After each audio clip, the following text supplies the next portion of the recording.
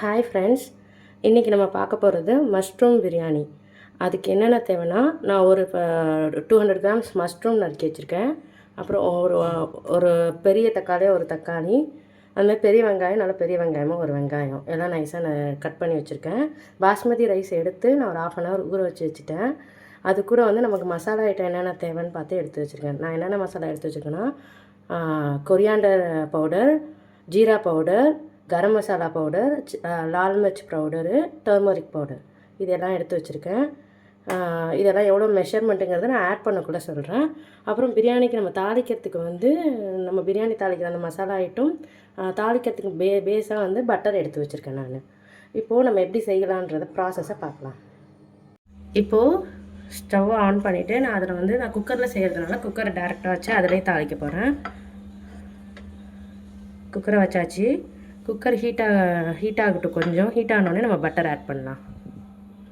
இப்போ குக்கர் கொஞ்சம் ஹீட் ஆகிடுச்சுன்னா அதில் பட்டர் ஆட் பண்ண போகிறேன்.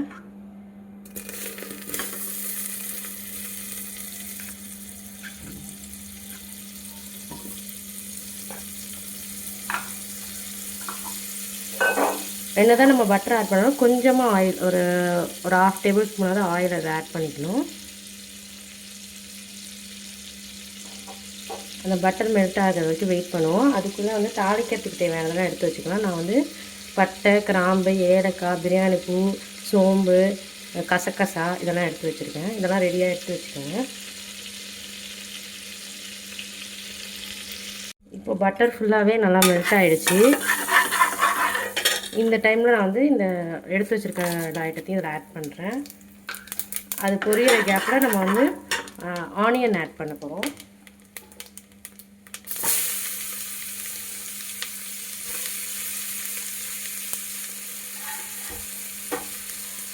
ஆனியன் ஆட் பண்ணிட்டு அடுப்பை சிம்மில் வச்சுட்டு ஆனியன் நல்லா கோல்டன் ப்ரௌன் வர வரைக்கும் நல்லா ஃப்ரை பண்ண போகிறோம்.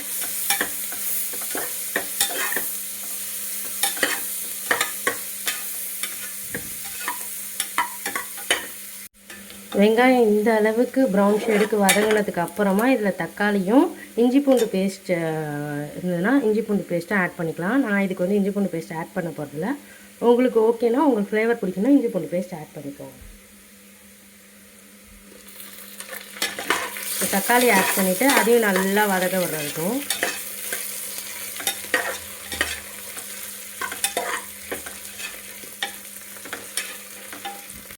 இப்போ தக்காளியும் நல்லா இந்த அளவுக்கு வதங்கினதுக்கு அப்புறமா இதில் நம்ம மஷ்ரூம் ஆட் பண்ணி நல்லா மிக்ஸ் பண்ணுவோம். மஷ்ரூம் கொஞ்சம் தண்ணி விடுறதுனால அந்த தண்ணி விட்டு அது திருப்பி கொஞ்சம் ட்ரை ஆகிற வரைக்கும் வெயிட் பண்ணும்.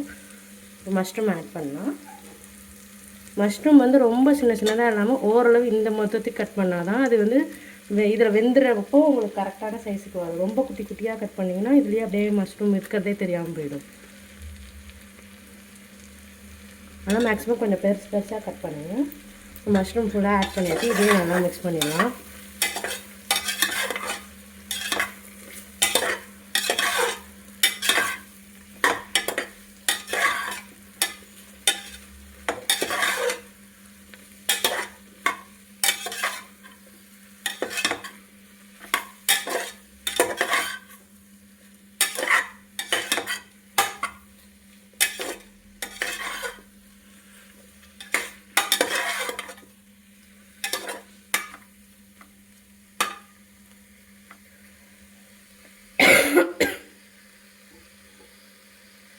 மஷ்ரூம் அந்த தண்ணி விடுற டைம்லேயே நம்ம மசாலா, ட்ரை மசாலா எல்லாமே ஆட் பண்ணிட்டோம்னா அந்த தண்ணி விட்டு அது திருப்பி அப்சர்வ் பண்ணக்குள்ளே அது மசாலாவையும் ஃபுல்லாக அப்சர்வ் பண்ணிக்கும் இல்லை.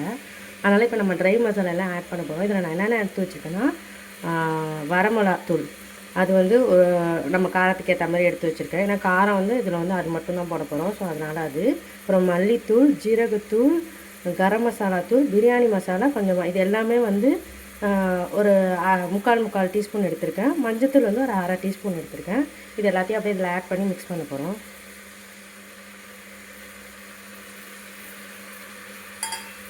இது கூடவே சால்ட்டும் போட்டுடலாம். நம்ம சால்ட்டு டோட்டலாக பிரியாணிக்கு எவ்வளோ சால்ட்டோ அது எல்லாமே இதில் நான் ஆட் பண்ண போகிறேன்.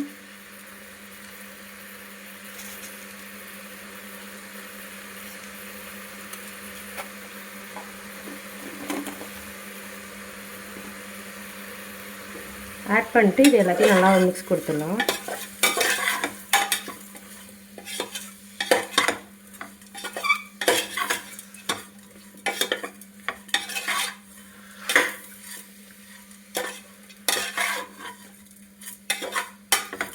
ஒரு மாதிரி கொஞ்சம் ட்ரையாக தெரியும்.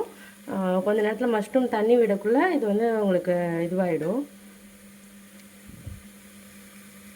இப்போ மஷ்ரூம் கொஞ்சம் தண்ணி விட்டுருக்கு, அந்த தண்ணி கொதிக்குது பாருங்கள். இது கொஞ்சம் ட்ரை ஆகிற வரைக்கும் வெயிட் பண்ணிவிட்டு அப்புறமா நம்ம வந்து வாட்டர் நான் வந்து இப்போ ரைஸ் வந்து 1 டம்ளர் எடுத்து அதை ஊற வச்சுருக்கேன். ஸோ நம்ம 1 டம்ளருக்கு எவ்வளோ தண்ணி ஊற்றுவோமோ அதை மட்டும் ஊற்றினா போதும். அந்தமாதிரி நீங்கள் எவ்வளோ ரைஸ் எடுக்கிறீங்களோ அதுக்கேற்ற மாதிரி வாட்டர் நீங்கள் எடுத்துக்கணும். இப்போ இதை நல்லா ஒரு கொதி வரட்டும். அதுக்கப்புறமா இந்த மசாலாலாம் மிக்ஸ் ஆகிடுச்சின்னு பார்த்துட்டு அப்புறம் வாட்டர் ஆட் பண்ணிக்கலாம். இப்போ மஷ்ரூம் விட்ட தண்ணி ஃபுல்லாக போய் ட்ரை ஆகிடுச்சு, தெரியுதா உங்களுக்கு? இந்த அளவு ட்ரை ஆகணும். அப்போ தான் மஷ்ரூமில் வந்து அந்த மசாலா ஃபுல்லாக இறங்கி அந்த மசாலாவோட ரா ஸ்மெல்லும் போயிடும். இந்த டைமில் வந்து நம்ம ரைஸுக்காக எடுத்து வச்சு நடந்து வச்சுருக்க தண்ணியை நான் வந்து இதை ஆட் பண்ண போகிறேன்.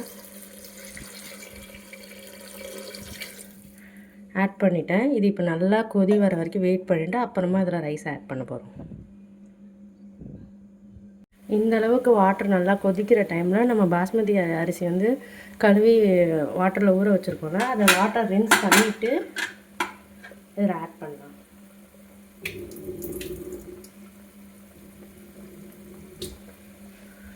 இப்போ நான் இதில் ஆட் பண்ண போகிறேன்.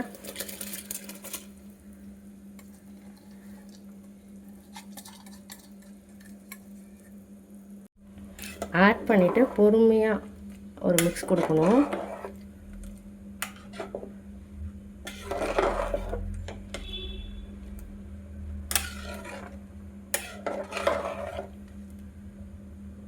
ஏன்னா பாஸ்மதி அரிசி உடஞ்சிரும் நம்ம ஊற வச்சுருக்கிறதுனால. அதனால் பொறுமையாக ஒரு மிக்ஸ் கொடுத்துட்டு ஒரு 2 மினிட்ஸ் வெயிட் பண்ணுவோம். திருப்பி ஒரு கொதி வரும். அந்த கொதி வர டைமில் குக்கரை லிட்டை போட்டு க்ளோஸ் பண்ணி வச்சிடணும்.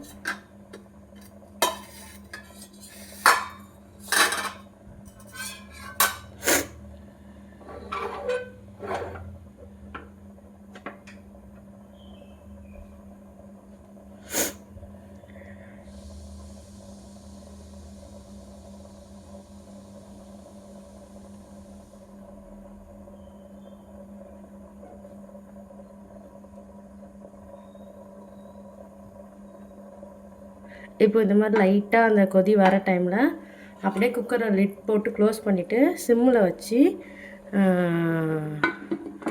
20 மினிட்ஸ் டைம் பார்த்துக்கணும். 20 மினிட்ஸ் சிம்மில் வச்சுட்டு விசிலும் போட்டுடலாம். 20 மினிட்ஸ் டைம் பார்த்துக்கிட்டு 20 மினிட்ஸ் வரைக்கும் விசில் வரலன்னா அடுப்பை ஆஃப் பண்ணிடலாம். அப்படி ஏதாவது ஒரு விசில் வந்துருச்சு அந்த 20 மினிட்ஸ்க்குள்ளேனா அப்பயும் உடனே அடுப்பை ஆஃப் பண்ணிடலாம். எனக்கு வந்து கம்மி குவான்டிட்டிங்கிறதுனால 10 மினிட்ஸ்லேயே இப்போ விசில் வர மாதிரி இருக்குது. அப்படி நான் விசில் வந்துருச்சுன்னா ஆஃப் பண்ணிவிடுவேன். இல்லைனா நீங்கள் 20 மினிட்ஸ் வரைக்கும் வெயிட் பண்ணுங்கள். 20 மினிட்ஸ் கழிச்சு ஆஃப் பண்ணால் போதும். விசில் வந்தால் மட்டும் நீங்கள் ஆஃப் பண்ணணும். 20 மினிட்ஸ்க்குள்ளே விசில் வந்துருச்சு ஒரு விசில் அப்படின்னா நீங்கள் ஆஃப் பண்ணால் போதும். இல்லையா நீங்கள் 20 மினிட்ஸ் வரைக்கும் தாராளமாக வெயிட் பண்ணி ஆஃப் பண்ணலாம். இப்போ எனக்கு வந்து 10 மினிட்ஸ் தான் ஆகிருக்கு நம்ம க்ளோஸ் பண்ணதுலேருந்து. இப்போ ஆனால் விசில் வரா மாதிரி தான் இருக்குது. விசில் வந்துருச்சுன்னா நான் ஆஃப் பண்ணிடுவேன். ஸ்டவ்வை ஆஃப் பண்ணிவிட்டு குக்கர் ஆறுற வரைக்கும் வெயிட் பண்ணி அப்புறமா எடுத்து ஒரு மிக்ஸ் பண்ணிவிட்டு சர்வ் பண்ணிக்க வேண்டியதான்.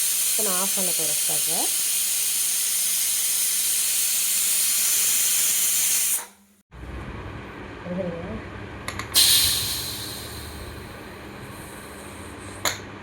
ப்ரெஷரை ரிலீஸ் பண்ணிவிட்டு குக்கரை இப்போ ஓப்பன் பண்ணிக்கலாம்.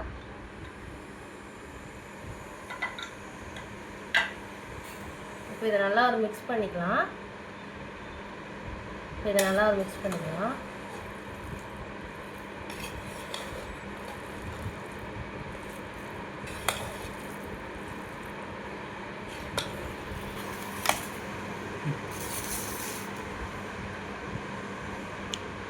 அவ்வளோதான். இது பிரியாணி கூட தயிர் பச்சடி காம்பினேஷன் பண்ணி சாப்பிட்டு பாருங்கள், நல்லாயிருக்கும்.